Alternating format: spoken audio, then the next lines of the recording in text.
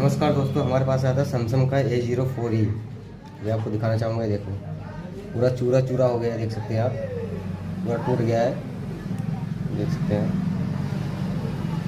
इसका सिर्फ कांच कांच चेंज होगा, आपका डिस्प्ले वही रहेगा। बिल्कुल ओरिजिनल डिस्प्ले है, कंपनी का डिस्प्ले आपका रहेगा। सिर्फ कांच कांच ऊपर का चेंज कर देंगे, मोबाइल बिल्कुल ओके हो जाएगा। बिल्कुल ज़बरदस्त मोबाइल दिखने को मिलेगा। अगर आपके पास भी ऐसा फ़ोन है, हमारे पास आइए, शॉप पे विजिट कीजिए, हम करके देंगे आपको बिल्कुल नॉर्मल प्राइस में, बिल्कुल ज़बरदस्त काम। बाकी भाई फॉलो जरूर कर लें, चैनल हमारा सब्सक्राइब जरूर कर लें यूट्यूब पे। थैंक यू, धन्यवाद, जय हिंद।